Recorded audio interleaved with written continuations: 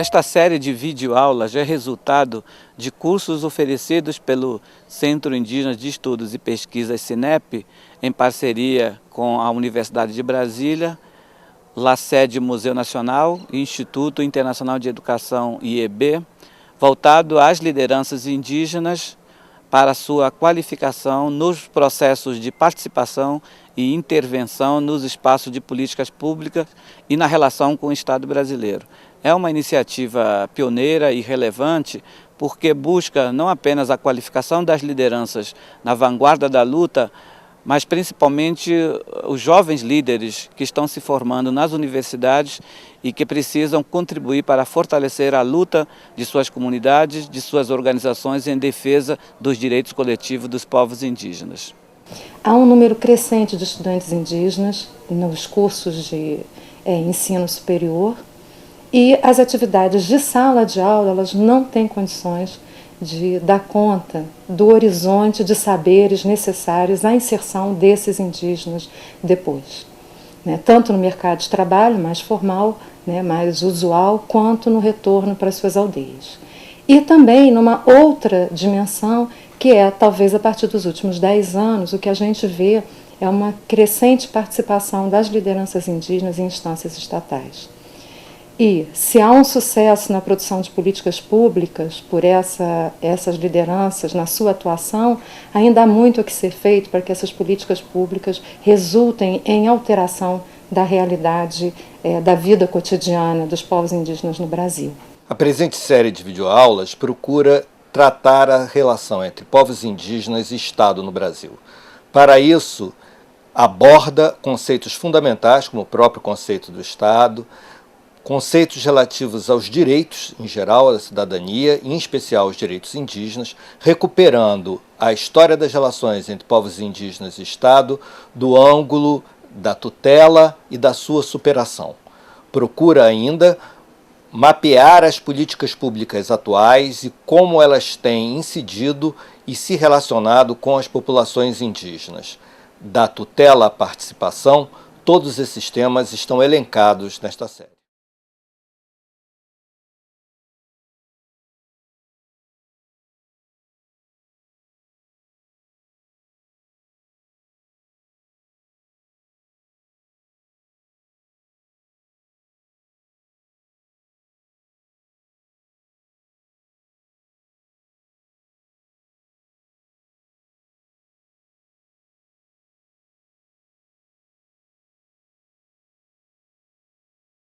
Antes de entrarmos, propriamente dito, na ideia dos territórios étnico-educacionais, olhar um pouco de forma muito sucinta o caminho que a educação escolar indígena no Brasil tomou, que a escola indígena, que a escola para os indígenas tomou desde a origem. Tá bom? Isso é bom a gente ter claro na cabeça para dizer, olha, nós estamos então num determinado tempo. Esse tempo que estamos vivendo hoje, daqui a 10, 20 anos, já fará parte do passado. Eles já estarão numa outra etapa da política, do debate, da discussão. Né? Então, se vocês olharem, isso aqui é uma classificação minha, é como eu enxergo, nos meus estudos, nas minhas pesquisas, mas também um pouco da minha experiência de vida trabalhando com políticas públicas no campo da educação indígena. Então, nós temos um primeiro momento. Eu, de propósito, não datei esses momentos, porque é muito difícil datar. Cada um vai ter uma percepção sobre datas, tá bom? É possível aproximar, mas nunca será absolutamente, digamos assim, completo essas datas, né? Qual que é o primeiro momento? É basicamente o momento das guerras, aos povos indígenas, em que o objetivo era ou o massacre ou a integração. E a escola trabalhava para isso, era a escola colonial. Obviamente que a escola nunca usou o fuzil para metralhar índios, porque não era o seu papel. Isso as Forças Armadas, o Exército, os colonos, os bandeirantes faziam. Porque o que os bandeirantes, os exércitos não conseguiam fazer, a escola completava, que era a escola da integração. Quer dizer, se eu não mato a pessoa, mas eu vou fazer com que ele deixe de ser o que é. E isso era o papel da escola. Quer dizer, se a arma matava, a escola matava os índios do mesmo jeito, porque trabalhava com essa ideia de que os índios tinham que deixar as suas tradições, as suas línguas, as suas culturas, e era o mesmo que matar, só não fisicamente, né? Só não efetivamente naquele momento. Tá certo? Então, nós diríamos que essa é basicamente a característica da escola colonial. Era complementar essa política intencional de extermínio, né? De eliminar os povos indígenas aqui do país. Com que objetivo? Nada mais, nada menos do que os colonizadores, os portugueses, os europeus, precisavam eliminar os povos indígenas para que a posse dessas terras fosse definitiva. A cabeça de europeu sempre funcionou assim. Um espaço sempre tem dono.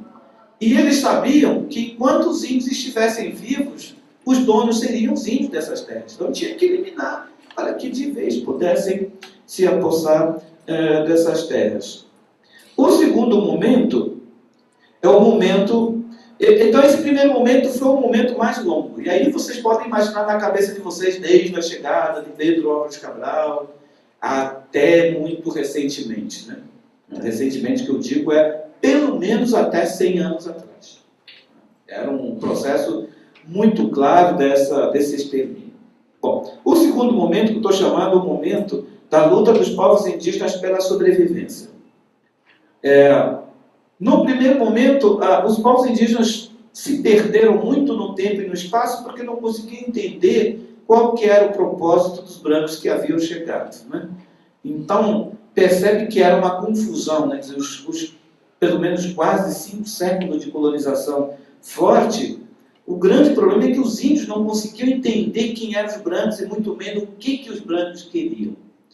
Eu não sei se vocês com certeza já leram muita literatura, que uma das coisas que ajudou muito o domínio quase total praticamente dos europeus sobre os índios, eu acho que nos módulos anteriores e outros cursos eu sempre converso muito, por exemplo, com alunos do ensino médio, né?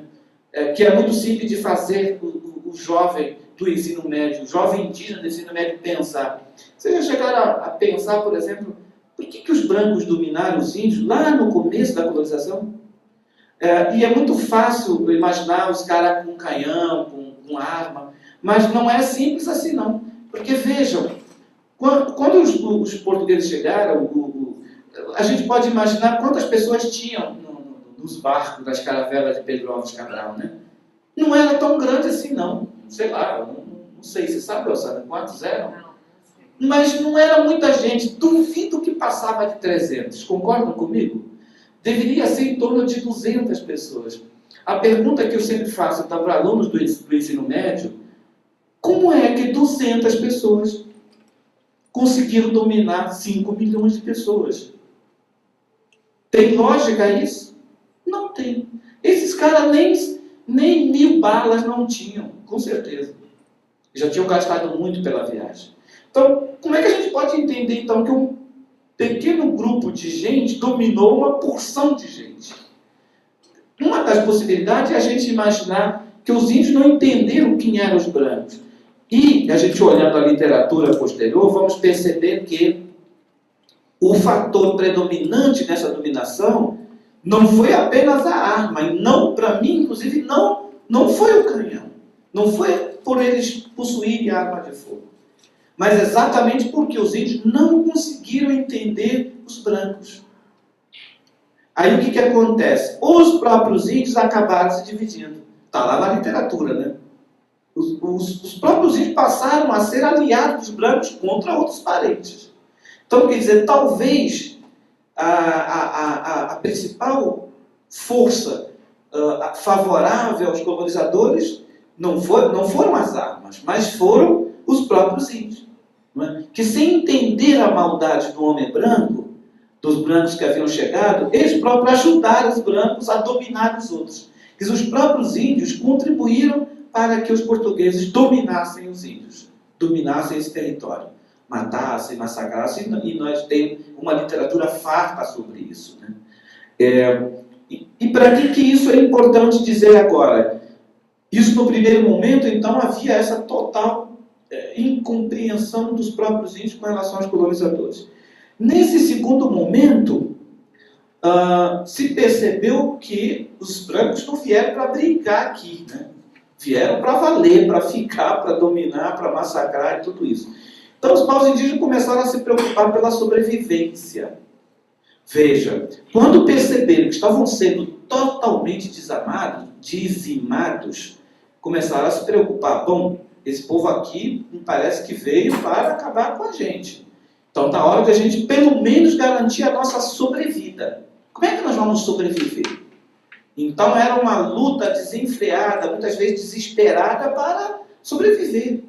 E sobreviver a qualquer custo, de qualquer maneira. Por isso também, às vezes, de forma desorganizada, às vezes se aliando aos próprios brancos, né? Quer dizer, no desespero de querer sobreviver, empurrava muitas vezes até se aliar ao inimigo, né? E isso acontece até em tempos recentes. Já no século XIX, ainda encontramos na literatura acadêmica muitos registros sobre isso, né? Quer dizer, isso já muito recente, índios que se aliam com os brancos para tentar sobreviver, né? Não era porque gostava do branco, mas era como uma única opção para não ser massacrado literalmente. Então, eu diria que esse segundo momento é o início um pouco da resistência, que eu estou chamando da escola da integração. Aí já não era tanto o massacre, né? As armas começaram a ser menos usadas contra os índios, mas agora o investimento era na escola da integração. Quer dizer, era fazer com que os índios se tornassem brasileiros. Ora, os índios se tornarem brasileiros significava que eles deixaram de ser índios. Então, era de alguma maneira ainda a eliminação, a extinção desses povos. Aí vem o terceiro momento, né? Que é bem mais diferente. No terceiro momento, a luta não é mais apenas pela sobrevivência. Não é apenas para ter vida. Mas, no terceiro momento, a luta é que tipo de vida nós queremos. Quer dizer, as condições para viver. No primeiro momento, o seu problema é apenas poder respirar, ter alguma possibilidade de continuar vivendo, de qualquer maneira. Muitas vezes escravizado, muitas vezes dominado, né, e assim por diante. E no terceiro momento, que se tenha um pouquinho mais de garantia dessa sobrevida, então você começa a discutir as condições dessa vida. É quando começa toda essa luta, não é? Pelo direito. Até aqui não havia direito nenhum. Não havia nenhum direito. Era você lutar pela sobrevivência, mas isso não é direito, né? Isso é coisa natural, instintiva, né? De quem está sendo pressionado buscar a sobrevida. No terceiro momento, não. Aí começa essa luta para ter as condições de vida. E aí começa a luta, principalmente pela terra, o direito à educação, o direito à saúde, direito à sustentação e outros. Começa então um pouco que nós podemos denominar dessa escola do movimento indígena. Não a escola assim, construída pelo movimento indígena, mas uma escola que começa a ser criticada, avaliada, pensada pelo movimento indígena. Não estou dizendo aqui que o movimento construiu suas escolas, mas o movimento indígena começou a cuidar melhor da escola, ter mais um olhar crítico, avaliativo sobre a escola. Ou que nós podemos também chamar de escola conscientizadora. Então, os povos indígenas começaram a pensar que, em algum momento, essa escola que ajudou a massacrar, que ajudou a integrar, que ajudou a, de certa maneira, dar prosseguimento a essa extinção dos povos indígenas, agora deveria ser um instrumento ao contrário, né? Começar a ajudar a fazer com que os índios pudessem resistir, se organizar e lutar pelos seus direitos. E aí chegamos ao último momento, ao momento que estamos vivendo hoje, uma vez que os povos indígenas, aí muito recentemente, principalmente com a Constituição de 88, garantiram na lei esse direito, educação, a saúde, a autossustentação, está lá na lei garantido, então passa a ser não apenas a luta pela educação, agora passa a ser por uma educação própria. Veja, o percurso é interessante, né? No primeiro momento era massacre total, e os índios perdidos, desorganizados, desarticulados. No segundo momento, percebe que o branco, se ele não reagir, o branco vai acabar mesmo, vai eliminar. Então ele começa a reagir, lutando pela vida. Na medida em que começa a levantar a cabeça e querer lutar pela vida, ele começa a lutar pelas condições dessa vida, saúde, educação, autossustentação. E, no último momento, não é apenas, nós não queremos apenas viver de qualquer jeito. Nós queremos viver do nosso jeito, como dizem os professores indígenas da região Nordeste, né? Nós queremos a escola, nós queremos a educação, uma educação do nosso jeito. Não é, portanto, qualquer educação. É uma educação que garanta o nosso modo de ser, a nossa forma diferente de ser, de viver, de fazer as coisas. Este, portanto, o atual momento. É o momento em que o direito à educação já está garantido, isso já lá no final da década de 1980, com a Constituição, mas já antes da Constituição, isso já haviam experiências, já haviam práticas, já haviam projetos de escola com essa visão mais avançada, mais progressista, né? Da autonomia, da escola própria, mas a Constituição consagrou isso. Então, isso virou, da Constituição para cá, a educação como um direito. Antes da Constituição de 88, a educação não era um direito. Não era considerada um direito. Não ser considerado um direito, gente, faz uma enorme diferença. Quando uma coisa não é um direito, é tipo assim, tem quem quer, quem vai atrás. Então, antes, quando a educação escolar não era um direito dos povos indígenas, as comunidades que tinham escola eram basicamente por sorte, né? Porque o missionário foi lá, porque alguém lá da FUNAI ou da SPI construiu uma escolinha, mas isso era uma iniciativa, como é que eu diria, uma iniciativa voluntária. Não era uma coisa de direito. Quando essa política passa a ser um direito, não. Aí é o contrário. Só não vai ter quem não quer. Porque quem quiser vai ter que ter. Quer dizer, aí passa a ser uma obrigação do Estado, dos governos, oferecerem, atenderem com relação à escola. Né? Então, acho que são duas questões fundamentais para a gente pensar essas políticas de educação hoje. É que nós chegamos a esse estágio de que a educação escolar é um direito. Não é mais um favor. Não é mais uma ação voluntária. Então, se antes disso, quem tinha escola era por sorte, agora, só quem não tem escola, na verdade, é quem não quer.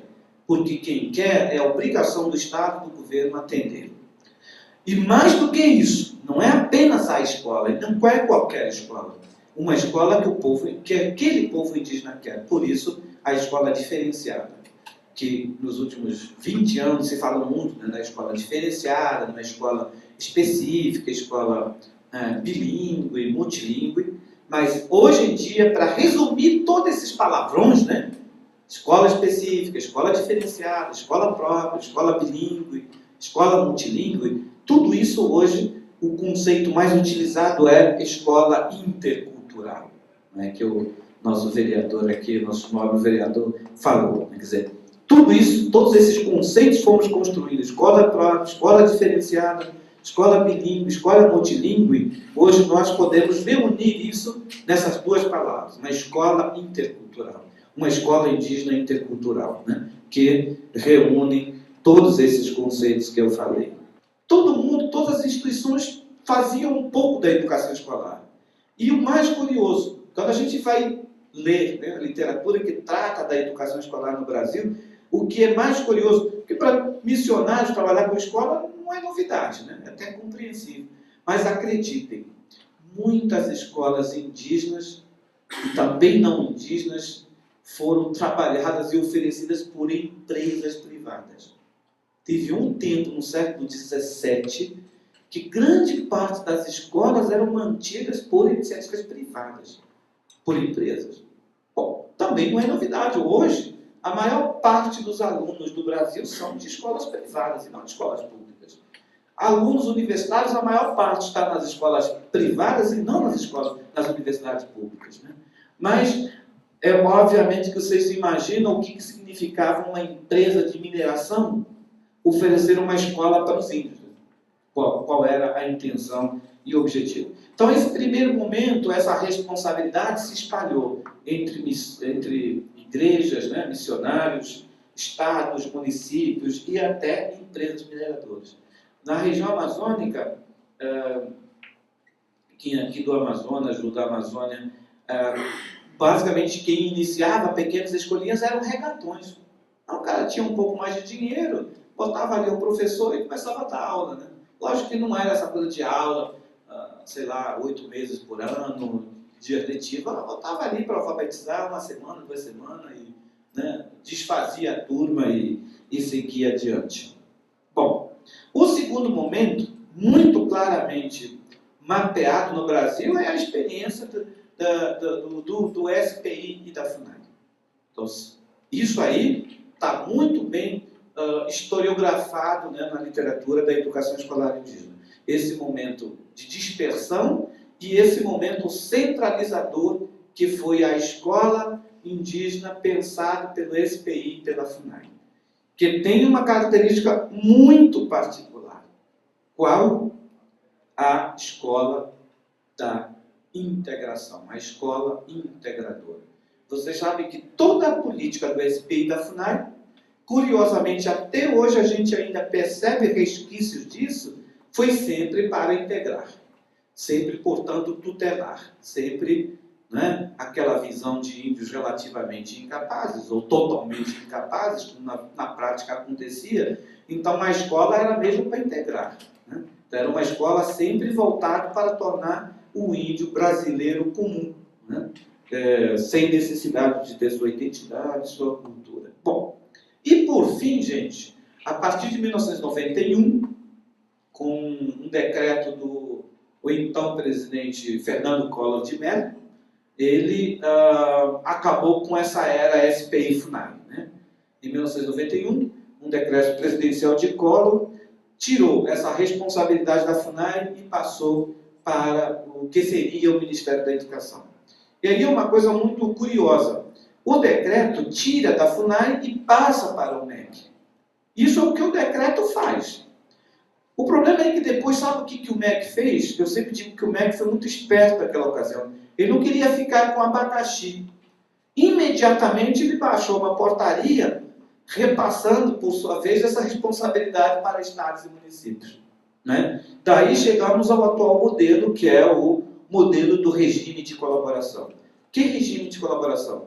Exatamente o que deveria ser colaboração entre a União, os estados e o município. Quer dizer, uma colaboração que deveria ser do MEC, junto com as secretarias estaduais de educação e junto com as secretarias municipais de educação.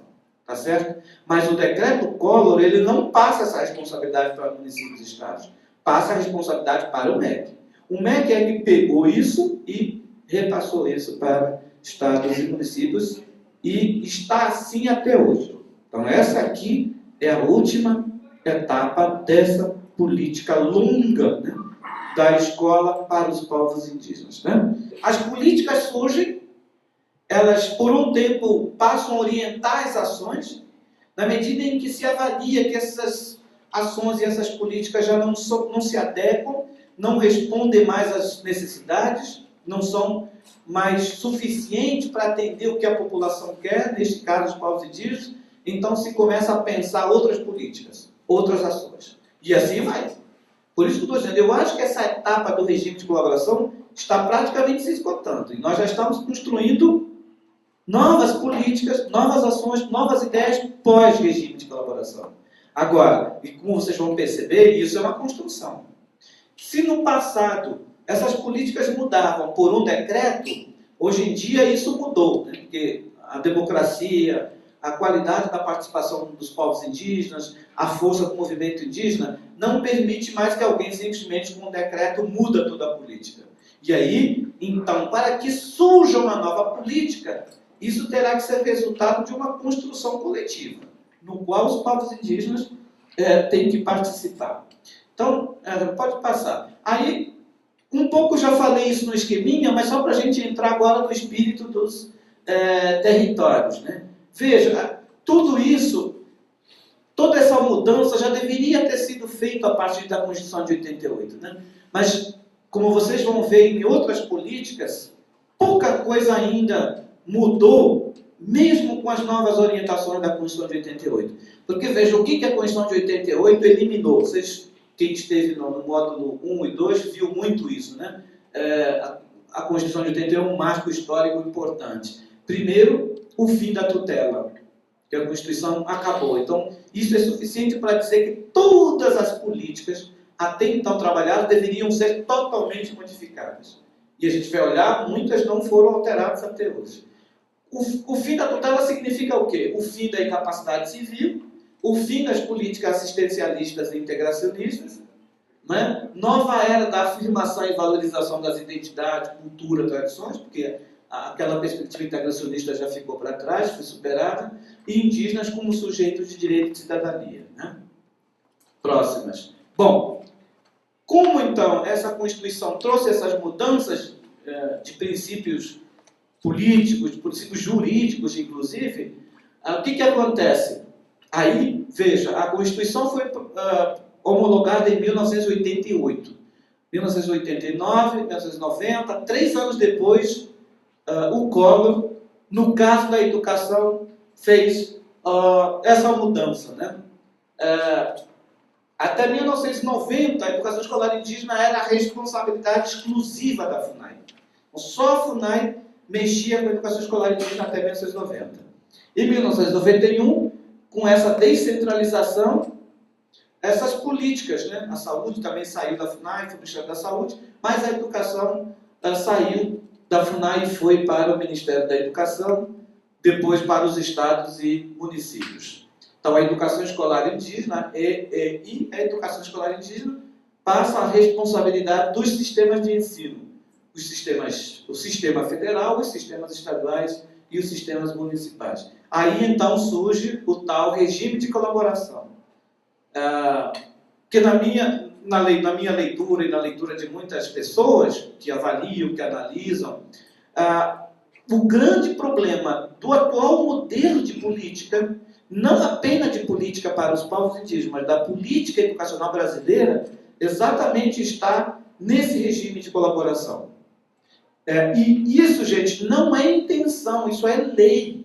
A LDB, que regulamentou a Constituição no que diz respeito à educação, a lei de Diretrizes e Bases da Educação Nacional, que foi homologada em 1996, ele percebeu que essa descentralização espalhada pelas instituições do governo federal, pelos estados e municípios, não iria dar certo se não tivesse esse princípio de colaboração. Por isso, a LDB determinou que toda a política de educação no país, incluindo a educação indígena, fosse trabalhada, então, por esse regime de colaboração. O regime de colaboração já diz, não é? A colaboração entre o governo federal, os governos estaduais e os governos municipais. O problema é, então, que, na avaliação que muita gente faz, e eu com o qual concordo, o grande gargalo, o principal gargalo das dificuldades da educação no Brasil, incluindo a educação indígena, é porque esse regime de colaboração, na verdade, nunca funcionou. Nunca funcionou a contento. Né? Mas não é só todo um problema. Não é? Quer dizer, essa transferência da FUNAI para o Ministério da Educação, Estados e Municípios, acho que o principal problema é o regime de colaboração que não funcionou e continua não funcionando, mas teve vantagens. Deu muita visibilidade o tema da educação indígena. Né? Por quê?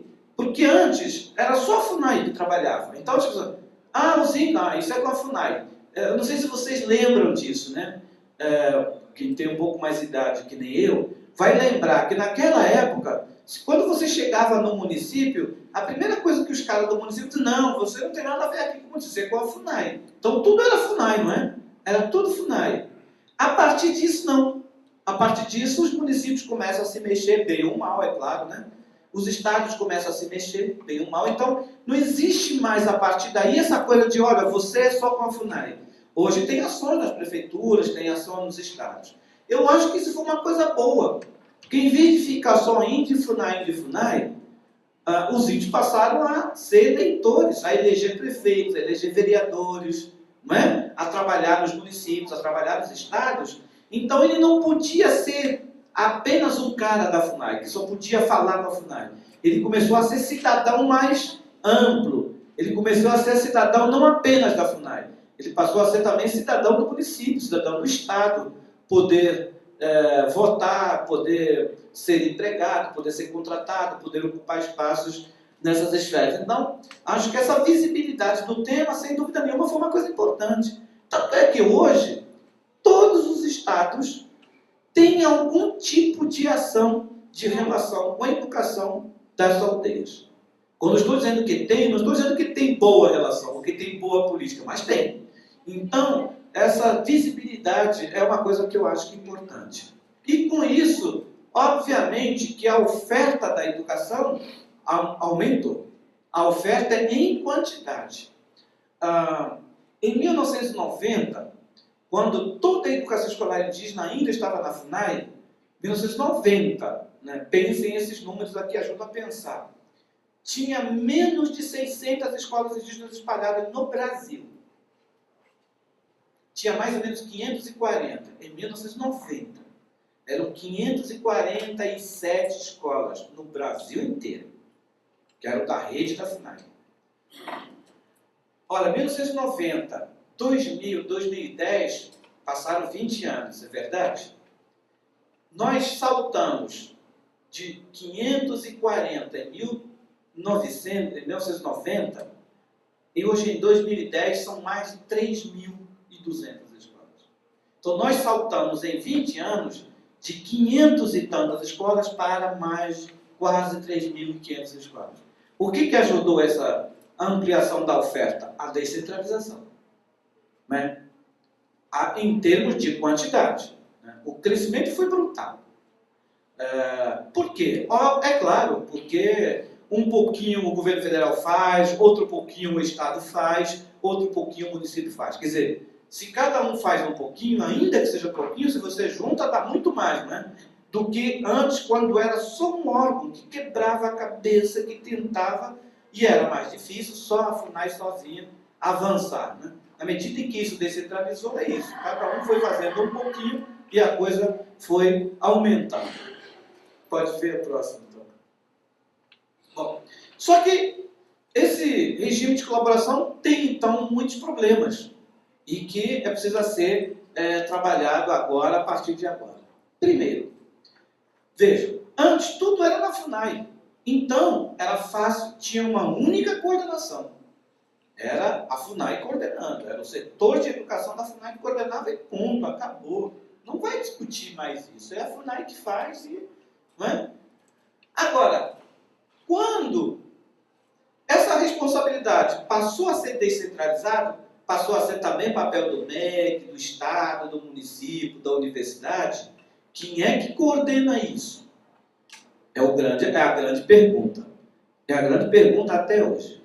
Muitas vezes não é claro quem é que coordena essas políticas no Brasil, né? Daí a gente sempre ouve as lideranças dizer, bom, a gente vai no município, o município diz que é o Estado. Vai no Estado, diz que os problemas são do governo federal. Vai no governo federal, diz que o problema é dos estados e dos municípios, né? E vice-versa, né? Então, quer dizer, surgiu esse problema da chamada descoordenação, né? Tem um especialista, um estudioso, um antropólogo que mais pesquisa sobre a educação indígena, ele diz que a política da educação indígena no Brasil, com a descentralização, ele admite todas essas vantagens que a gente verificou, a ampliação, né, mais responsabilidade, mais visibilidade, mas o grande problema é que ele diz que a educação ficou acéfala. Significa acefalia, significa sem cabeça, sem cérebro, né? Ficou uma espécie de minhoca com a cabeça cortada, ficou toda doida, porque ninguém mais tem assim a coordenação, né? a orientação única. E por conta exatamente da ineficiência do regime de colaboração, a dificuldade de concretizar escolas diferenciadas. Nós já estamos na era, como nós já vimos, né, nessa época, de que os índios não querem apenas viver, eles querem viver do seu modo. Então, os índios não querem apenas a escola, eles querem uma escola de acordo com as suas perspectivas, com as suas tradições e culturas. Eles querem educação, mas querem uma educação do jeito deles. E esse regime de colaboração tem muita dificuldade para garantir essa escola específica, essa escola diferenciada. E, obviamente, como trabalhar isso do ponto de vista técnico. Próxima, Galera. Bom, então, estamos historiando para chegar aos territórios, agora já nos aproximando. Diante dessas dificuldades já vistas, o movimento indígena começou a se inquietar. É curioso isso. Em 1991, quando o Collor assinou o decreto tirando a educação da FUNAI para o MEC, houve manifestações contrárias ao decreto, mas era muito dos não-índios. Não é que os índios eram a favor da saída da FUNAI, a maioria ninguém nem ficou sabendo, e não fazia muita diferença também. Como tinha pouca escola, o movimento indígena não tinha muita clareza dessas políticas de educação, né? Então, a manifestação indígena foi muito pífia, muito tímida. Mas muitas instituições, a FUNAI principalmente, ficou muito bravo, né? Reagiu contrário a isso, como reagiu contra a saúde também, né? Mas os índios ficaram mais quietinhos. Isso por quê? Porque os índios tinham muito pouco domínio ainda dessas políticas, né? Não sabiam muito o que estava acontecendo. Bom, só que aí, com as centralizações, quando foram acontecendo, foi se experimentar no regime de colaboração, só que nos últimos anos, principalmente na última década, ou nos últimos 5, 6 anos, o movimento indígena começou a se posicionar fortemente. O movimento indígena percebeu que aquele regime de colaboração não estava funcionando, né? As escolas indígenas, embora tinham aumentado, né, em termos de quantidade, mas a qualidade andava muito ruim, andava mal, né? Então havia muitas escolinhas novas, mas funcionando em precárias condições. Então o movimento indígena, por conta disso, começou a se inquietar, se preocupar, e aí começaram a ter algumas reivindicações bem concretas, bem pragmáticas, inclusive. Uma das propostas era a volta da centralização das políticas da educação escolar indígena.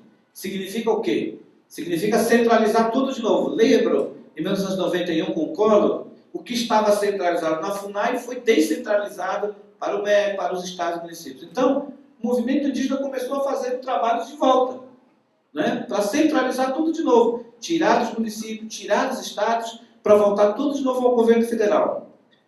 Só que não teve muita força esse empreendimento porque o movimento indígena se dividiu.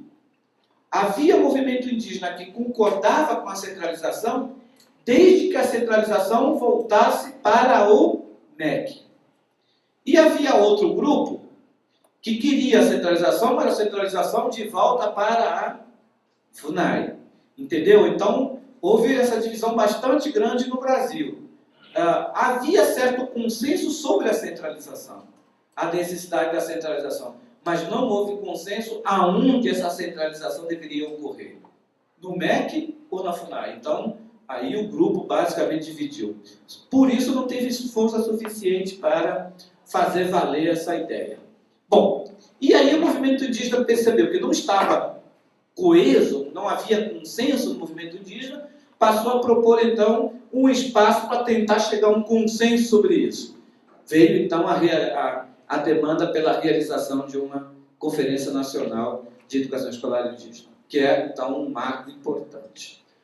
Bom, além disso, todo esse processo foi acompanhado de um debate intenso dentro do governo, né? Então, só para a gente aqui olhar rapidamente, o governo Lula, né, 8 anos, estamos incluindo 8 anos, só para a gente aqui ter como referência, não é privilegiar por conta de outras administrações que aqui já falamos, desde do Collor, né, das decisões tomadas no governo Collor.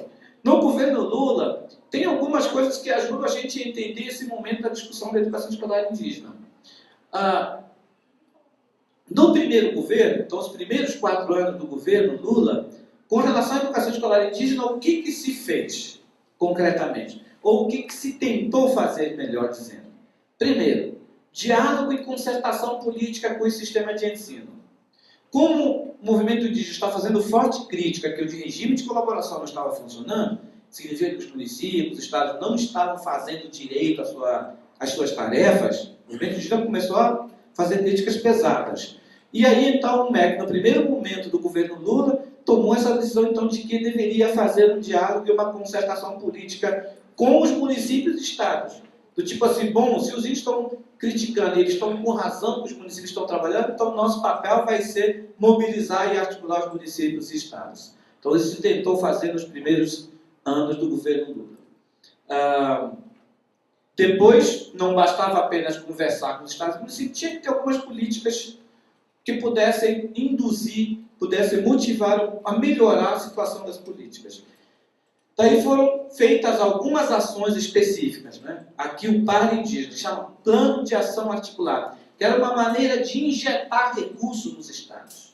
Então, houve injeção de recursos, principalmente no final do primeiro mandato, né? Em 2007, 2006, foi bolado um plano para injetar recursos nos estados para tentar melhorar a educação escolar indígena. Próximo. Pode seguir. Bom, isso então no primeiro mandato. No primeiro mandato foi isso. A tentativa de mobilizar os estados e municípios para responder às críticas aos índios, responder nesse sentido, né? Trabalhando, atuando. E a outra era, então, injeção de recursos. Para isso foi criado o Plano de Ação Articulado. Bom, no segundo governo, as coisas se percebeu que a concertação política ajudou, mas pouco. Os recursos foram para os estados, ajudou a melhorar um pouquinho, mas muito pouco, né? A coisa continuou com muitas dificuldades, com muitos problemas. Então, no segundo governo, muda completamente esse tom, essa prioridade. Então, no segundo mandato, basicamente, olha, o que nós vamos fazer então? Já que as coisas tentamos, conversamos com os municípios, estados, jogamos recurso, mas não andou pouco. Então, vamos começar a atender, de certa maneira, aquilo que os índios estavam reivindicando. Então, a realização da primeira Conferência Nacional de Educação Escolar Indígena. Isso, gente, já é curioso, vocês vão discutir também saúde indígena, né? A educação escolar indígena, a educação de uma maneira geral, é uma política muito complicada, muito difícil. Geralmente, é uma política muito conservadora. Vamos fazer rápida comparação aqui. Nós, em 2009, lembrem, não esqueçam disso, para entender o conservadorismo da educação indígena e da educação brasileira de uma maneira geral, basta pensar o seguinte. Em 2009, quer dizer, o ano passado, foi feita a primeira Conferência Nacional de Educação Escolar na história do Brasil. Quer dizer, tiveram que ser passados 509 anos para fazer a primeira conferência. Dá para perceber esse conservadorismo? Se você pega a saúde, quantas conferências nacionais já foram feitas de saúde indígena? 4. Né? 4. Quer dizer, nós estamos perdendo de 4-1 para a saúde. Quer dizer, eu não sei quando foi feita a primeira conferência de saúde indígena. Alguém lembra aqui?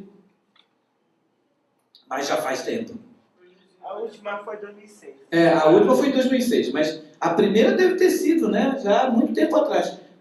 Percebe a comparação? A saúde sempre foi muito mais aberta, muito mais avançada. A educação, olha, acabamos de fazer a primeira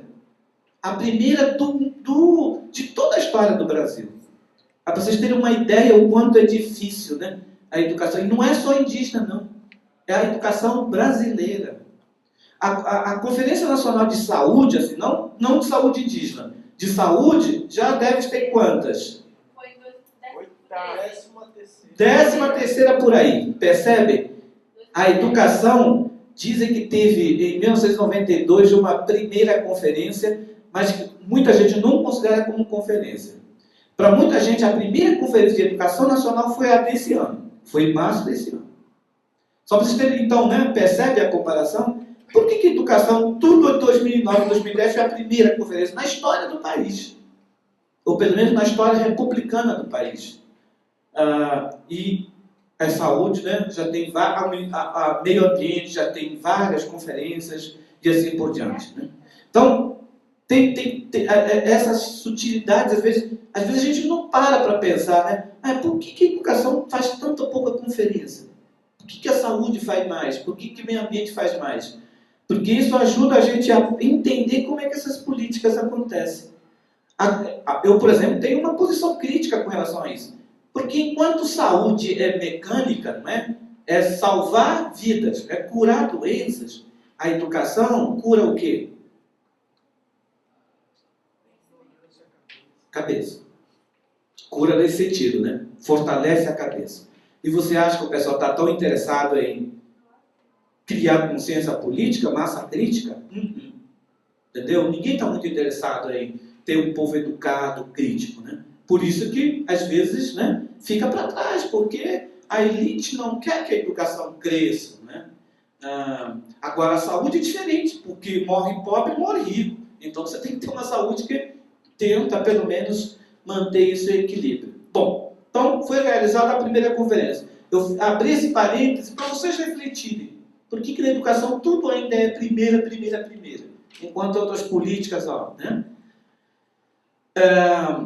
Bom, aí a conferência foi realizada e estabeleceu uma agenda, claro, né? A conferência foi discutida e todo mundo participou, professores, cacique, liderança, universidade, município, estado, chegaram ao documento, que é um documento de uma conferência, deveria ser, nem sempre é assim, um documento que orienta as políticas de agora em diante. Né? Você gastou um dinheiro, e às vezes um bom dinheiro para reunir muita gente, para falar e conversar, o resultado tem que servir para alguma coisa, para orientar políticas. Então, bom, nessa agenda pós-conferência, essa primeira conferência da educação, é que nós chegamos então à agenda de política propriamente dito, né? As políticas que estão em funcionamento, em construção no campo da educação escolar indígena. Nessa agenda da conferência, pós-conferência, o primeiro ponto é exatamente os territórios étnico-educacionais. Pode passar a próxima tela para a gente ver. Bom, vejam. Claro que o resultado da conferência é um documento de, acho que mais de 30 páginas. Mas são detalhes, né? Aqui, merenda escolar que precisa ser assim, material, que são coisas de rotina. Mas eu resumo em 7 itens os resultados da conferência. Os grandes resultados da conferência eu resumo em 7 itens. E desses 7 itens, os territórios étnicos são a primeira. Não é? E vocês vão entender por que ela merece ser, por que a ideia merece ser a primeira. Porque acho que ela tende a criar uma nova base para a nova política de educação escolar indígena. Não é?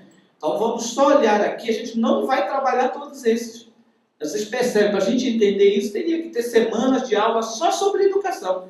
Isso aqui é toda uma agenda. E cada um desses mereceria pelo menos um dia aqui para a gente debater. Né? Mas vejam a agenda. Implantação dos territórios étnico-educacionais. Revisão das diretrizes da educação escolar indígena.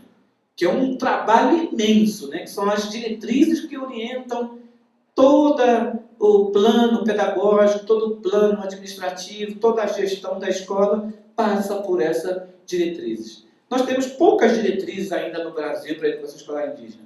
Só a educação fundamental tem algumas diretrizes. As outras não tem nenhuma diretriz. Não tem. E se não tem, é um mau sinal. É porque significa que a educação vai de qualquer jeito. Pode fazer o que quiser que entra. Se fizer coisa boa, ótimo. Se fizer ruim, vai do mesmo jeito. Porque não tem orientação, né? Não tem as diretrizes que indicam.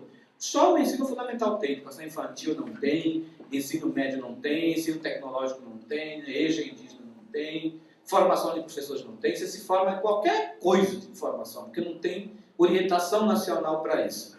Por isso, é uma agenda que foi estabelecida para a revisão das diretrizes. Criação da Secretaria Nacional de Educação Escolar Indígena, um pouco seguindo, né, a saúde, que acabou de criar a secretaria. A criação do Conselho Nacional de Educação Escolar Indígena. O Conselho Nacional na Educação é o órgão normativo, então o órgão que normatiza toda a política nacional. Hoje, quem faz isso é o Conselho Nacional de Educação, que é a maioria não indígena, né? Temos apenas uma representante indígena nesse conselhão, e quem praticamente estabelece as normas da educação brasileira de uma maneira geral, mas também cuida da educação escolar indígena. Depois, a criação do Fundo Nacional de Educação Escolar Indígena. Hoje, no campo da educação, não existe uma programação orçamentária específica para as escolas indígenas. Ela é toda misturada com os recursos dos não índios, que é diferente da saúde também, não é? A saúde tem um orçamento próprio, os distritos unitários recebem anualmente X recursos específicos, não é? A educação não tem nada disso. Ela é todo misturado no bolo dos recursos para os não índios. Ele vai todo num pacote só, tá certo? Ele não é diferenciado, ele não é desvinculado, como é o caso da saúde. Por isso se reivindica, então, um fundo específico, né, que tenha só para as escolas indígenas, para que se possa saber como está sendo usado os recursos. Quando vai no bolo dos não índios, não tem como, né, acompanhar e poder avaliar isso. Criação do sistema de avaliação da educação escolar indígena. Ora, se a escola é diferenciada, tem que ter um sistema de avaliação próprio. Nós temos uma esquizofrenia hoje no Brasil, que é o seguinte: as leis dizem que a nossa escola é diferenciada, então, portanto, diferente. Porque na escola do branco só se fala português.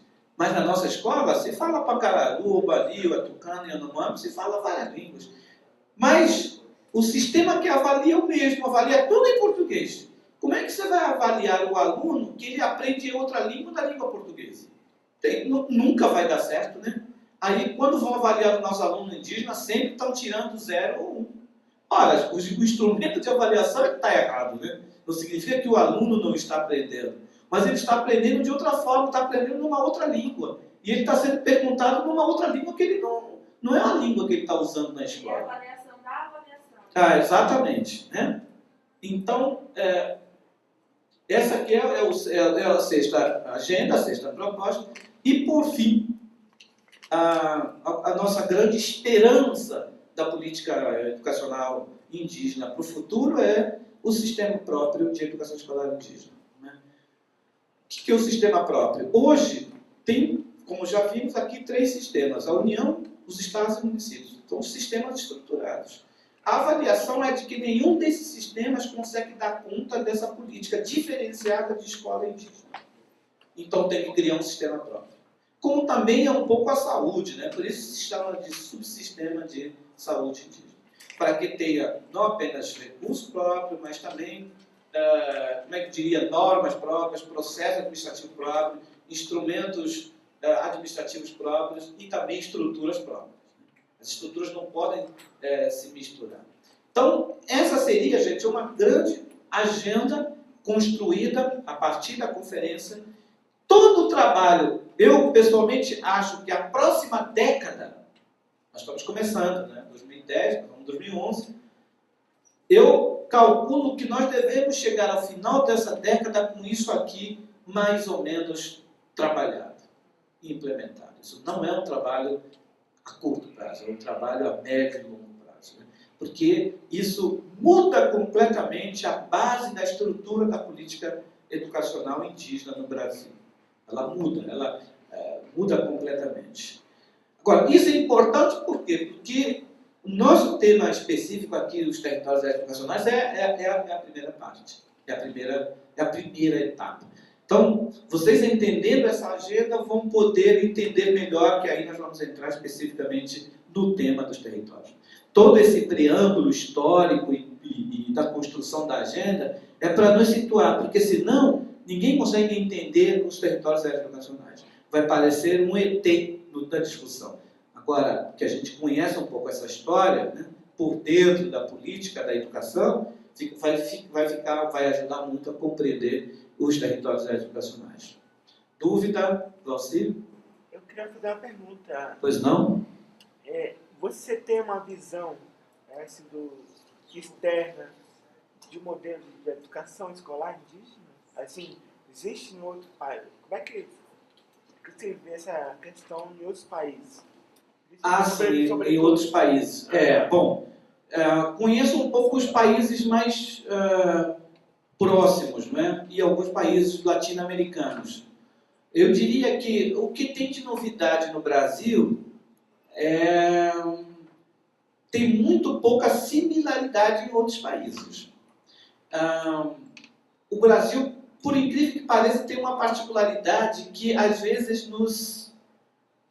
Como é que o verbo que eu usaria? Nos orgulha por um lado, mas às vezes nos deixa algumas interrogações. Eu vou dar um exemplo concreto.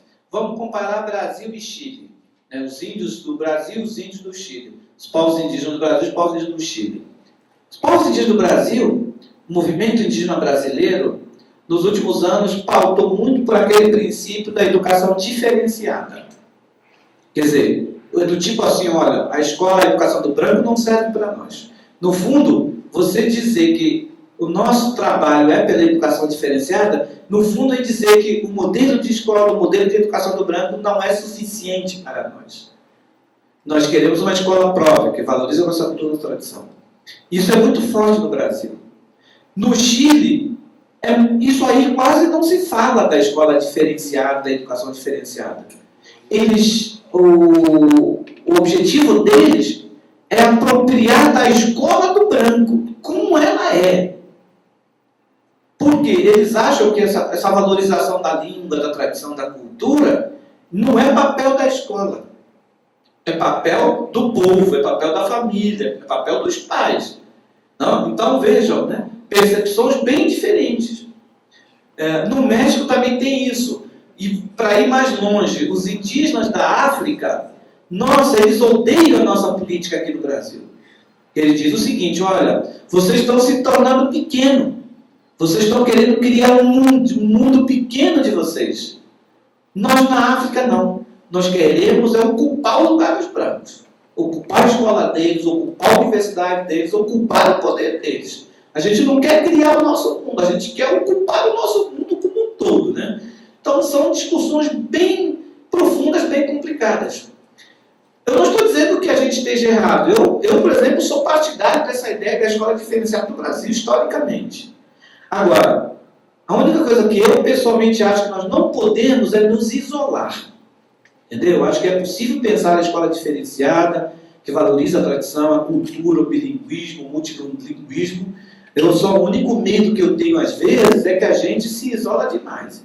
E a gente não consiga fazer a ponte com o mundo não indígena. Não é? E aí tem um desafio muito grande, Valci, que eu não sei se vocês conseguem raciocinem comigo.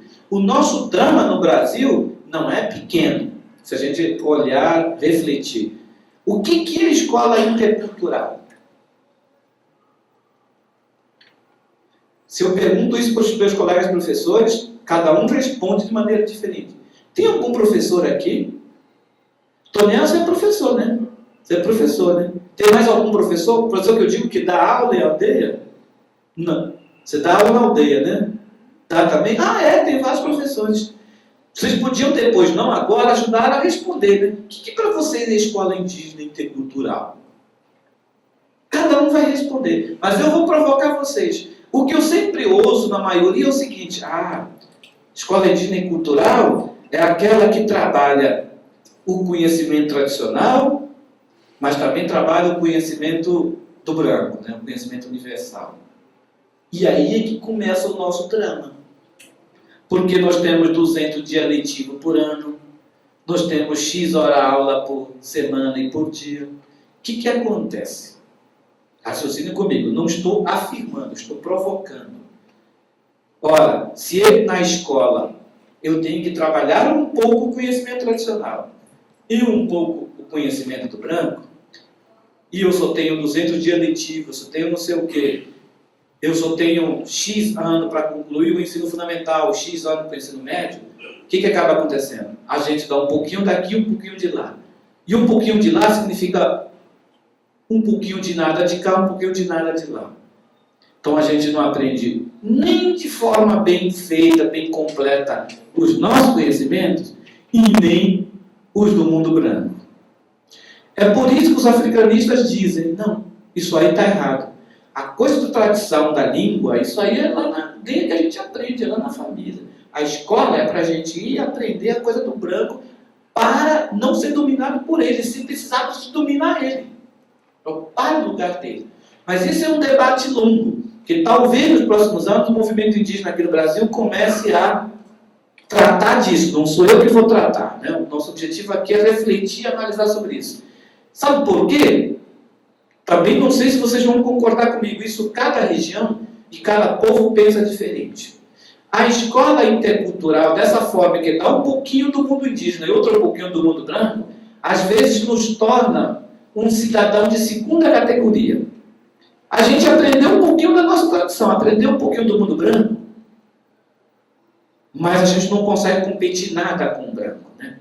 Quando você vai fazer um concurso público, nunca passa. Quando você vai fazer um vestibular, nunca passa. Quando vai concorrer ao emprego, nunca passa. A pergunta então é, bom, o que a gente então aprendeu? Né? Porque você aprendeu um pouco de tudo e um pouquinho de nada. É isso que eu estou dizendo. Então, acho que o grande desafio, o grande dilema, né, Valci, nessa sua pergunta, é um pouco isso.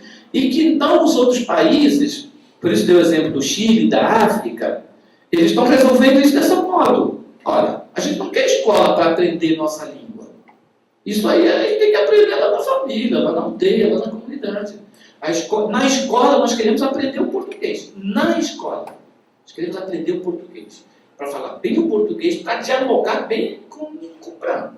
Não é para ele ser o tal, não é para ele dialogar, para brigar de igual para igual com o branco. Agora, essa escola, o que não pode é ser contra a nossa cultura e identidade como era no passado. Isso já está resolvido, né? Está resolvido. A escola não... É que no passado a escola era a massacradora das nossas tradições. Isso já está resolvido. Mas falta resolver essa coisa, né? Muito para que a gente quer a escola. Você tinha levantado. Depois o não. Aí a gente vai conversar um pouco. Não esqueçam do que eu falei, tá, gente? Eu não estou afirmando, estou questionando, estou provocando para a gente pensar. Bom, professor Gerson, a educação, na verdade, ela foi separada, né? Desde quando fomos catequizados, né? Seria isso.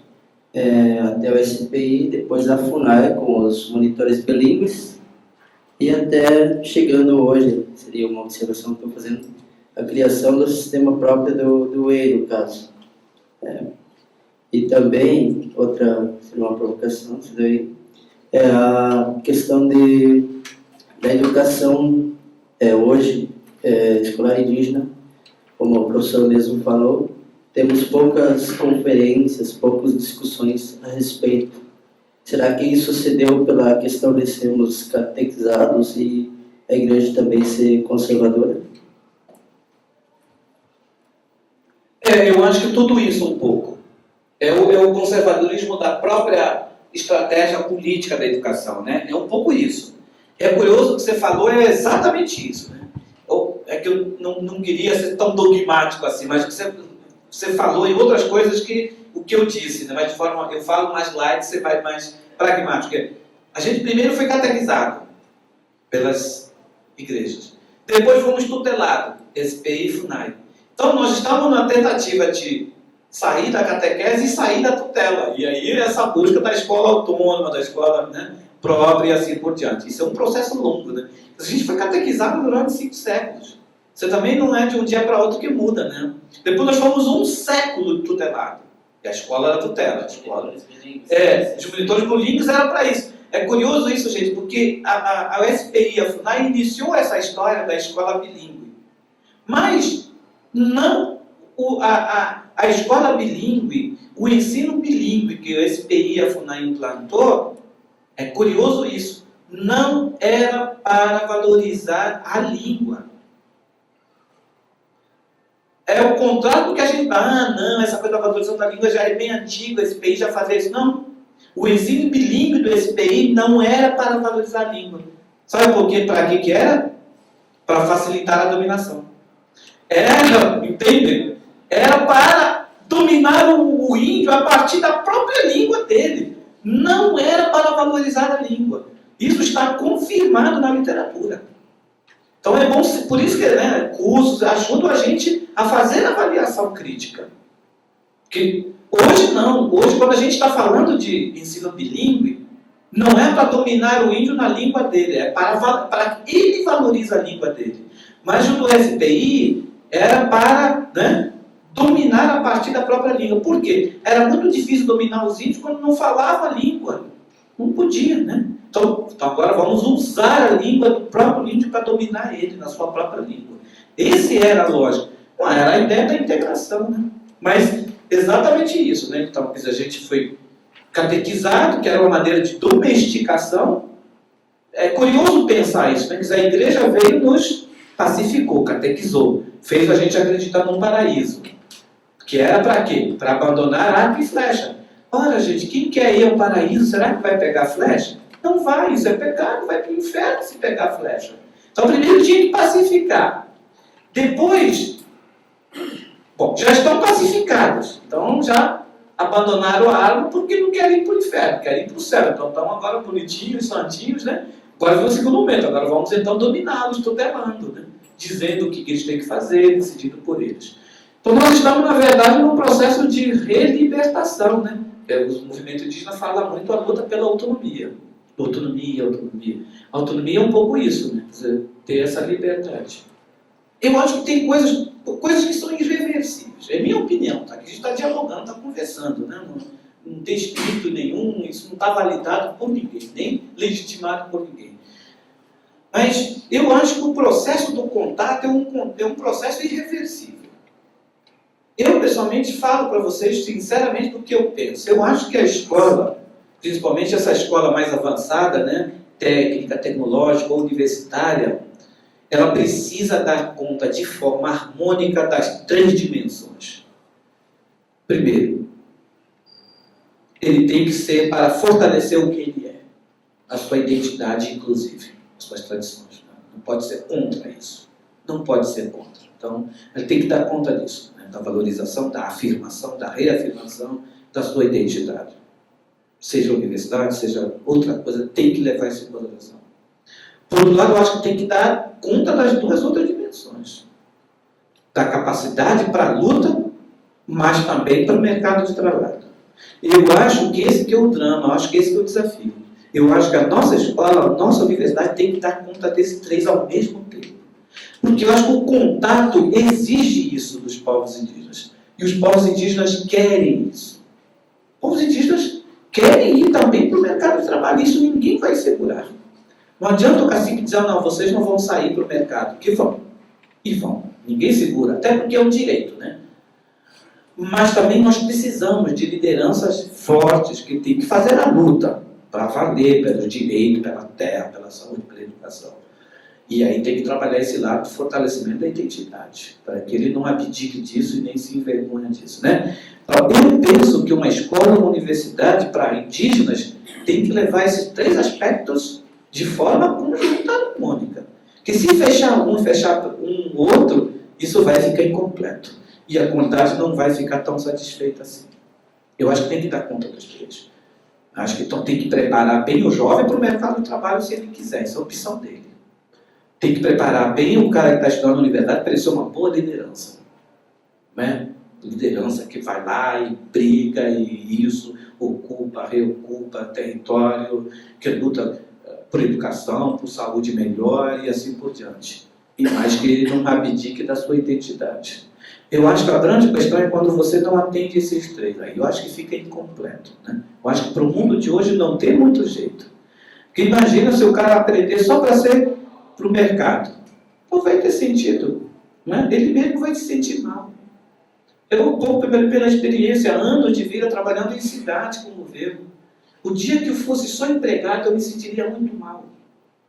Eu me sinto bem porque além de estar, claro, tenho meu salário, trabalho com o governo, eu estou toda semana com o meu povo, com outros povos, na luta e na briga, entendeu? É isso que faz com que a gente se sente completo, né?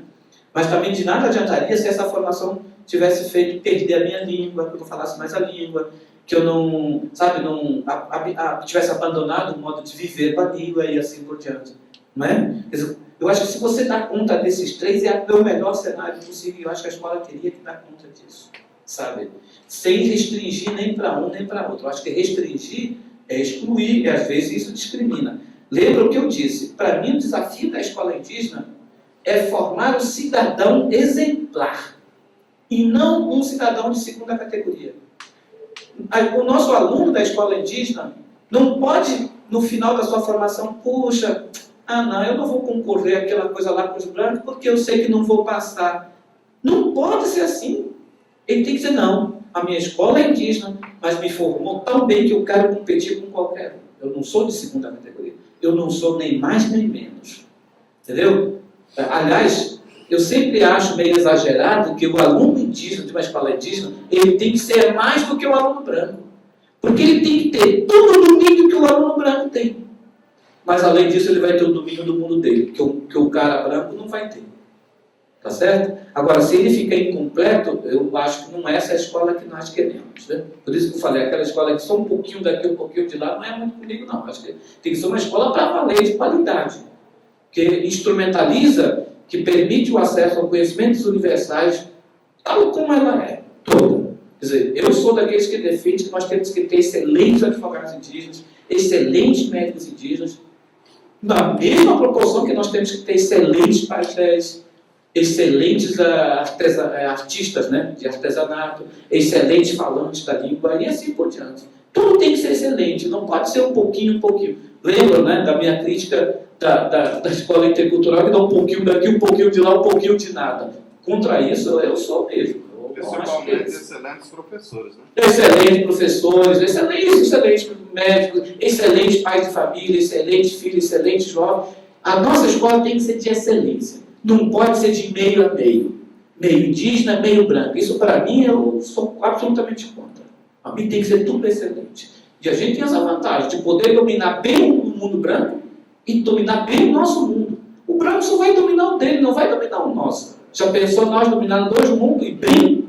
É vantagem. Na minha opinião, é vantagem. A gente sai na frente, né? Na disputa, na luta. E a tradição é importante, né? Isso qualquer escola, qualquer universidade não pode esquecer. É a base. É base. Eu tenho uma visão que não sei se vocês concordam comigo. Para mim, onde fica a tradição? Os conhecimentos tradicionais, os valores tradicionais nesse percurso. Eu brinco sempre com gente que eu discuto, às vezes com os alunos, né? Para mim, a tradição é a base, é o ponto de partida. Só que tem gente que diz que é ponto de partida e de chegada. Aí eu já sou diferente. Eu acho que ele é ponto de partida e continua sendo a base. Mas ela não pode ser o ponto final. Ela precisa ser sempre a base. Aqui nós estamos sempre nos referindo. Mas ele não pode ser o ponto de partida, porque eu acho que a tradição não dá conta do nosso futuro sozinho. Senão, se ela fosse o início, o começo e o fim, eu perguntaria, mas por que nós estamos precisando de coisas do branco? Tá certo? Então ela já não é suficiente, mas ela continua sendo a base, mas ela não é mais o fim. O fim é ela e mais outra coisa, que são as coisas que a gente precisa do mundo branco, né? Na minha percepção, o modelo de escola que temos hoje, e a gente vai entrar aí agora, ela não vai chegar a essa excelência, do jeito que está hoje pensado. Então, eu queria dizer para vocês, então, que para mim, todos os modelos de escola que temos, dos mais diferenciados, dos menos diferenciados, os convencionais, nenhuma delas teve até hoje e terá condições de atender essa expectativa de uma escola diferenciada por um lado, mas de excelência por outro. Isso então impõe para nós... Isso impõe para nós o quê? A capacidade de criar uma outra escola.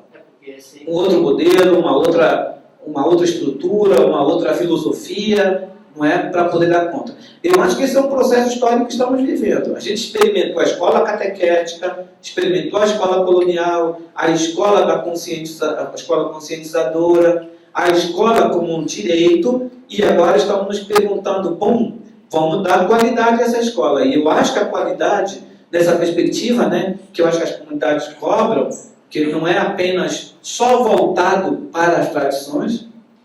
A escola não pode estar de costa para isso, mas não pode ficar só nisso, tem que permitir com qualidade o acesso aos conhecimentos do mundo fora. Como é que faz isso numa escola que tem 200 dias letivos? Não dá. Então tem que pensar uma outra coisa. Que eu acho que isso que estamos caminhando, né, para isso. Ou como então os chilenos e os africanos estão fazendo, que é um pouquinho diferente. Que olha, a escola está lá no mundo branco, nós vamos lá aprender o que nos interessa do mundo branco. deixa que essa coisa da tradição da língua, isso aqui é da nossa aldeia, isso aqui é um problema nosso. Nós vamos continuar com os nossos processos de educação aqui, entendeu? A grande questão que está sendo discutido, e cada um de vocês pode ter uma opinião sobre isso, é que passando os últimos anos, muita gente, e aí eu sempre discuto isso com colegas antropólogos, temos certa divergência com relação a isso, muita visão antropológica nos levou a uma visão que para mim é incompleta. É de querer empurrar para dentro da escola aquilo que é problema da comunidade, do povo. Isso, né? Então, quer dizer, é querer responsabilizar a escola pela identidade do aluno. Eu acho que esse é um erro. Eu acho que a escola não foi pensada para isso e eu acho que os próprios índios não querem a escola para resolver o problema da identidade cultural do aluno. Não está funcionando. Não está funcionando, porque acho que não é. Até porque você, numa sala de aula, você tem 40, 30 alunos indígenas de diferentes povos, diferentes línguas, e tem lá um professor que nem ele, às vezes, não conhece a tradição. Como é que ele vai formar a identidade do aluno se nem ele não resolveu o problema dele? Acho que esse é o problema que tem que ser resolvido na comunidade, não na escola. A escola tem que respeitar, ela não pode ser contra como tem sido até hoje. Não pode ser contra as tradições, as línguas, as culturas. Mas acho que o problema da escola como tal hoje é desenhado é para permitir um bom acesso aos conhecimentos de fora que os índios querem. Né? E essa tradição ela tem que ser trabalhada. Acho que esse é o problema do mundo branco, inclusive, com a escola. Porque o que o mundo branco fez? Antigamente, os brancos também educavam seus filhos na família. Com a modernização, industrialização, não sei o que mais lá, o que aconteceu? Os pais começaram a trabalhar muito, até de noite, não tinham tempo para educar os filhos, por isso inventaram a escola, para entregar os filhos para a escola. Significa que se o filho sai hoje maconheiro, é responsabilidade da escola. Se o filho saiu preguiçoso, responsabilidade da escola. Entendeu?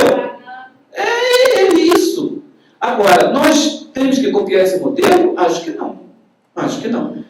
Os brancos erraram e continuam errados. Nós vamos cometer esse erro?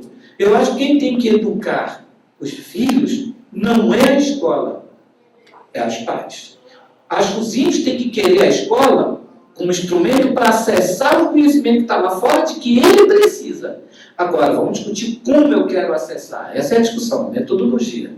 Eu acho que, assim, jogar essa responsabilidade para a escola, que é da família e da comunidade, eu acho que esse que foi um erro. Essa crítica que eu faço aos antropólogos, aos indigenistas, aos educadores, né?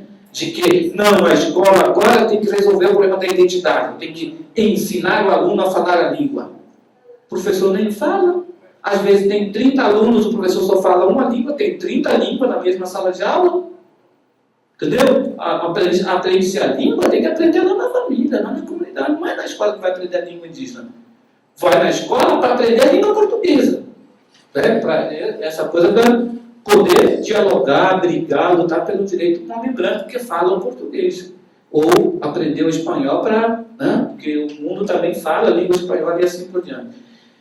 Eu acho que, é claro, gente, que esse é um debate ainda que eu acho que o movimento não se apropriou. Então, que bom que aqui a gente já está pensando alto. Pensando o que eu acho que vai vir pela frente. Cada vez mais os pais estão insatisfeitos com essa escola. Não é? Que é isso que eu estou dizendo. Não ensina nem bem a língua indígena e não ensina nem bem a língua portuguesa, entendeu? Então, está na hora de resolver isso.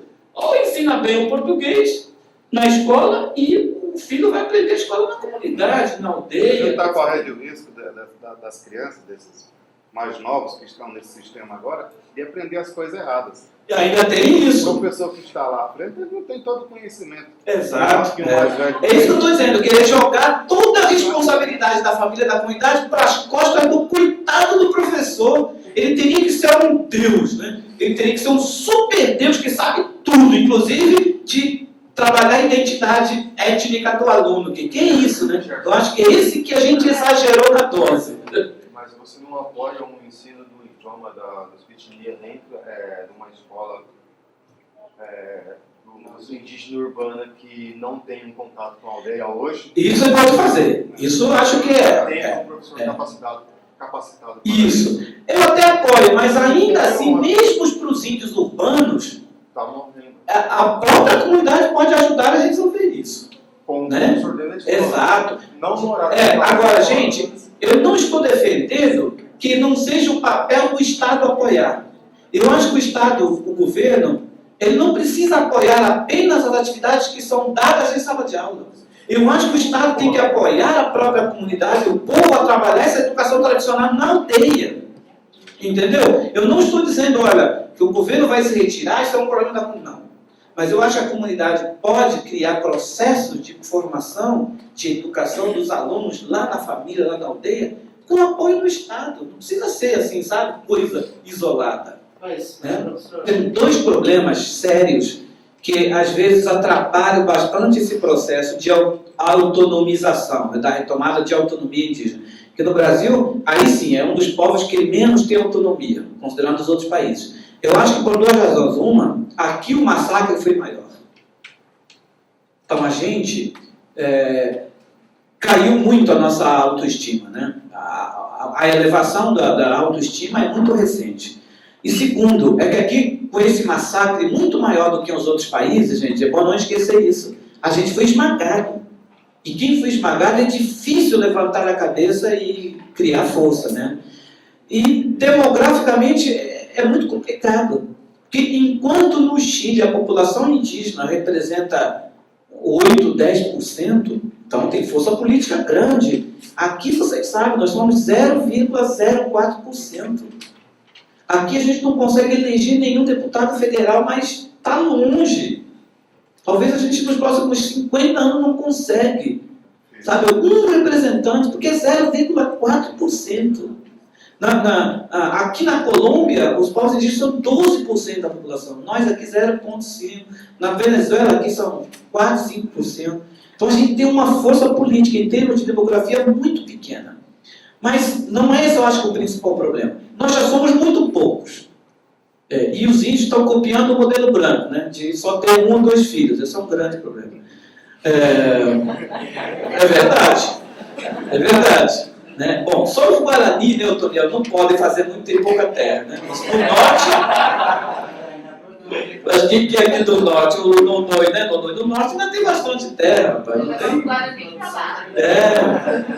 Ela tem que negociar com o pessoal lá com pouca terra para levar a gente, mas só mulheres lá para o norte. Né? Fazer intercâmbio, tá? A gente manda homens para lá. Né? Não, brincadeira, só para tomar um pouquinho.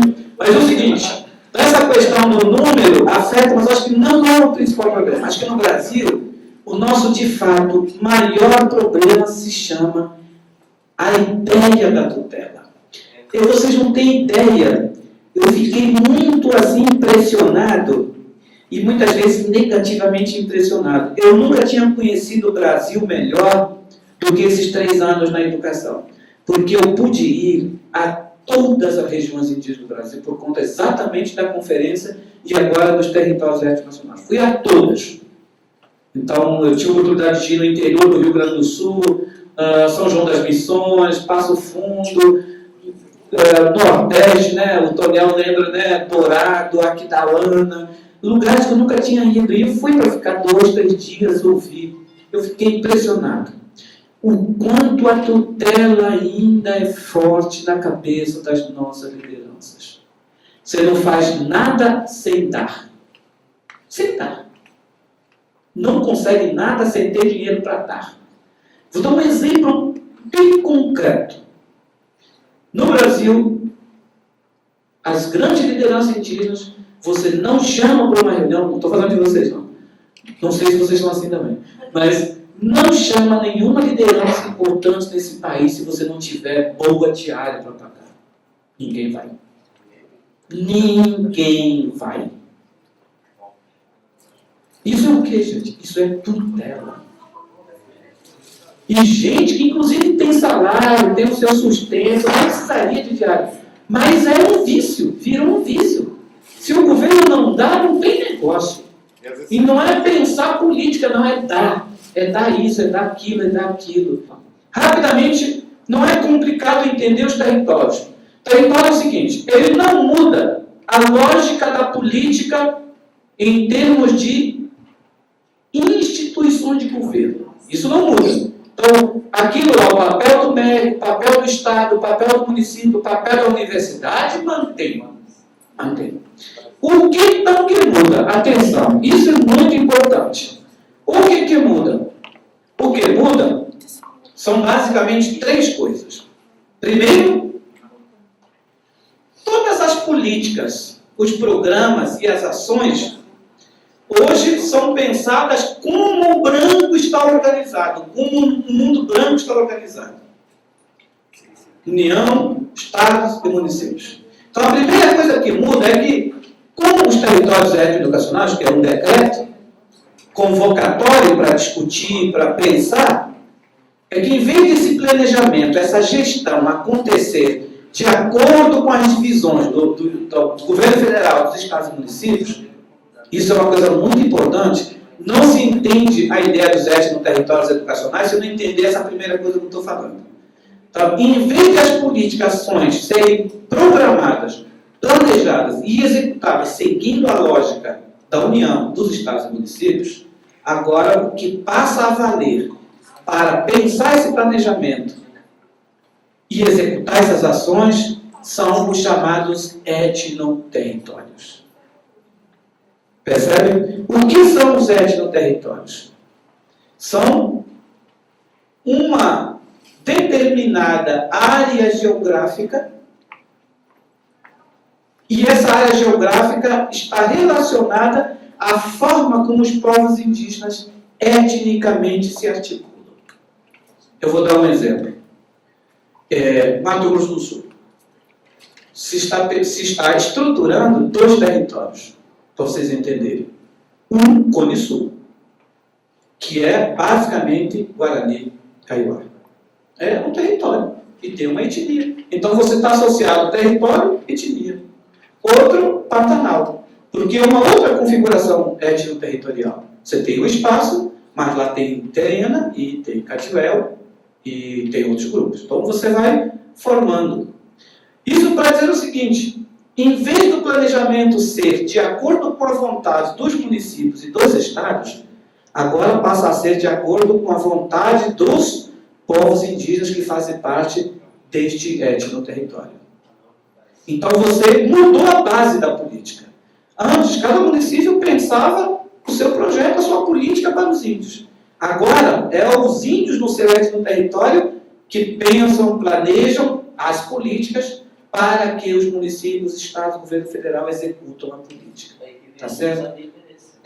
Você está invertendo, portanto, a lógica. Antes, cada município pensava a sua política para os índios. Então, o município A tem a política A para o povo tal. Às vezes, você tinha, exatamente no caso do Mato Grosso do Sul, muitas escolas lá são municipais. Às vezes, o povo guarani tem o quê? 16 municípios, né? Mais ou menos isso. Aí, cada município tem uma política diferente para o mesmo povo.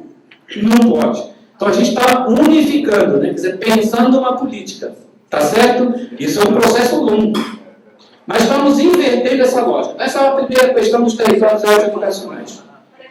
A segunda questão importante é a mudança aí, basicamente, gente, de conceito. Isso que eu falei agora é a mudança estrutural administrativa do Estado brasileiro do governo. A segunda mudança é conceitual. Aí é mais filosófico, né? Eu diria, é mais epistemológico. Por quê?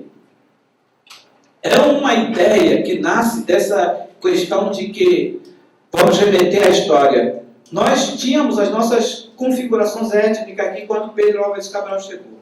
Os brancos chegaram, dominaram a gente e dividiram a gente como eles bem entenderam. Não, você agora é pernambucano, você agora é alagoano, você agora é cearense, agora é sul-mato-grossense, você é maranhense, você é aquidauanense, você é... Né, vai embora. Quer dizer, a gente tinha as nossas configurações, nossas relações, os brancos chegaram e dividiram como eles quiserem e pronto. Então, eu sempre costumo dizer, coitado do povo caiapó, está lá em 2 imensos estados, né? Uns paraenses e outros mato-grossenses. Melhor sorte para os caiapó do Mato Grosso, que a educação avançou, melhorou. Coitado dos caiapó do Pará, que não andou quase nada. O mesmo povo, com políticas completamente diferentes. Então, a ideia dos etnoterritórios recupera, gente, essa noção articulada, orgânica do território com a etnia, com o povo, para pensar políticas. Então, o que conceitualmente é importante não é quem é o prefeito do município, quem é o governador do estado, não. É que existe esse povo aqui, e esse povo tem o seu território, tem as suas relações políticas, e isso tem que ser levado em consideração. Então, essa ideia do território ligado à etnia, isso é uma coisa absolutamente nova. Atenção, 10 anos atrás, seria impossível falar em etno-território e política pública. Nós seríamos fuzilados pelos militares. E quando a gente pensa etno-território, eles logo imaginam que nós estamos querendo criar um país próprio. No fundo, essa ideia do etno-território é fundamental para pensar a autonomia. Como é que você exerce a autonomia? No espaço? Não. Você assume no espaço numa referência territorial. Aqui você não entra. De agora em diante, daqui para diante, a política é assim. Daqui para diante, olha, nós temos nossos caciques e a coisa é diferente. Você tem que ter um controle, uma área em que você estabelece a fronteira do seu governo, da sua governança. E isso é autonomia. Então, se os povos indígenas querem, lutam tanto pela autonomia, tem que começar mesmo a demarcar qual é o seu território. Agora, atenção, território não no sentido de terra. Por isso, não significa cada terra indígena um território, não é um território étnico, não. Estamos falando de espaço étnico. Não é? Você pode ter 50 pequenas terras, mas ele tem que ter uma configuração étnica. E é isso que importa. Em outra palavra, dizendo o seguinte, o que os brancos, quando aqui chegaram, fizeram? Uma das coisas foi dividir a gente, né? Olha, você é paraense, você é maranhense. Dividiu. Toda vez que divide, o que acontece? Enfraquece. Não tem jeito. Toda vez que divide, enfraquece. Foi o que fizeram. Você é pernambucano, ele foi dividindo. Porque os pernambucanos, coitados, vão brigar contra, ou vão brigar com o governo pernambucano. Os cearenses vão brigar com o governo cearense. Então, estão divididos. Nos territórios, faz o inverso. Junta toda uma galera, né? Junta toda uma relação étnica. Então, agora, os Kayapó, com os territórios Kayapó, eles, em vez de o Kayapó do Pará brigar contra o governo do Pará, e os Kayapó do Mato Grosso brigar contra o Mato Grosso, agora não. E os Kayapó juntos, brigando, não importa com quantos estados, com quantos municípios. Eles estão no mesmo barco agora, certo? Eles estão no mesmo barco. E não importa quantos municípios têm que brigar, quantos estados têm que brigar. O importante é que agora eles tenham um único plano de educação.